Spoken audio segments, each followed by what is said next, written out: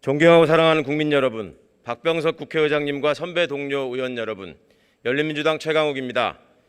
우리는 과거 권력을 독점한 소수가 국민이 위임한 공권력을 동원해 국민을 억누르며 겁박하고 오직 사익 추구를 위해 헌법 정신을 유린했던 역사를 잊지 않고 있습니다.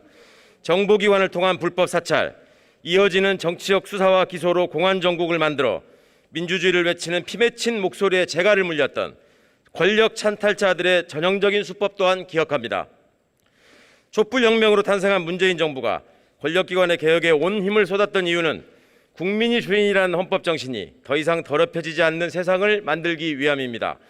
그러나 이런 뜻과 노력을 비웃기라도 하듯 음험하게 권력을 탐하는 자들은 아직도 주권자가 위임한 권한을 무소불위로 악용하며 국민을 속이고 권력을 찬탈할 수 있다는 야욕을 버리지 않았습니다. 고발 사주를 통한 청부 고발을 통한 오늘의 헌정농단 사건이 바로 그들의 민낯입니다.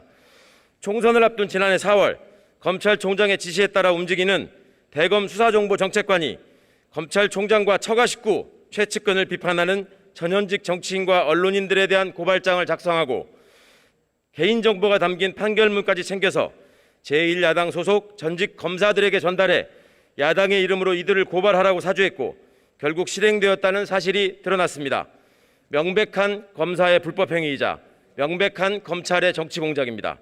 검찰의 권한을 이용해 정보를 수집하고 총장과 일가족 및 측근들을 위한 고발장을 작성했다면, 그리고 특정 후보를 압박하기 위해 정치적 수사와 기소를 기획하고 야당을 이용해 실행했다면 이는 명백한 국정농단이자 국기문란 행위인 것입니다.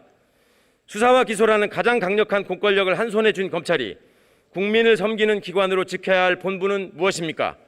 어떤 전직 검찰총장의 취임사에서는 이렇게 밝히고 있습니다. 누구의 말인지 화면을 보아주시기 바랍니다. 그렇습니다.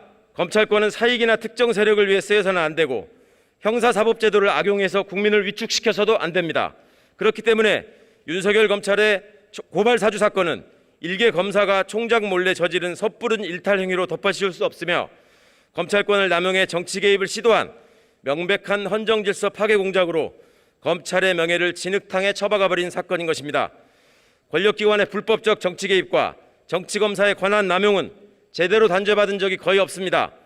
권력과 결탁한 정치검찰이 한통속이 되어 사실상 공범으로 움직였기 때문입니다. 초원복집 사건, 삼성 엑스파일 사건, 국정원 댓글 사건, 국정농단 사건에 이르기까지 정치검찰은 권력의 개로 부안해동하면서 정권과 거래하고 기생하며 제 식구들에게 사뭇 당당하게 면죄부를 발행해왔습니다. 더 이상 대한민국의 자랑스러운 민주주의 역사에서 주권자를 속여가며 사익을 편취하는 집단을 용납해서는 안 됩니다. 국가 수사기관 모두는 엄정한 감찰과 수사를 통해 검찰의 정치 공작이 누구의 지시에 따라 어떤 야욕을 채우기 위해 어떤 방식으로 이루어졌는지 명백하게 밝혀내야 합니다. 사법부도 자성하고 검찰의 불법적 권한 남용에 대한 엄중한 심리와 판단을 통해 다시는 민주적 기본 질서를 우습게 하는 집단이 준동하지 못하도록 법치주의의 근간을 새롭게 다져야 합니다. 과거 국민을 속이고 권력을 사유화했던 대통령의 행위에 대해 헌법재판소는 헌법수호의 관점에서 용납될 수 없는 중대한 위법행위라고 질타했습니다. 그럼에도 검찰총장의 권력을 사유화하여 오로지 측근 구하기와 정치적 야욕을 채우기 위해 불법적으로 조직을 동원한 정황이 속속 드러나고 있어도 한통 속의 언론을 동원해 진실을 호도하고 국민의 눈을 가리려 여념이 없는 사람이 있습니다. 민주헌정질서의 기본을 훼손한 혐의를 받는 이런 사람이 감히 상식과 공정을 운운할 자격이 있는지 묻습니다. 청부 고발의 또 다른 당사자인 국민의힘도 스스로 반성하고 사실을 밝혀 책임을 지는 데 주저함이 없어야 합니다.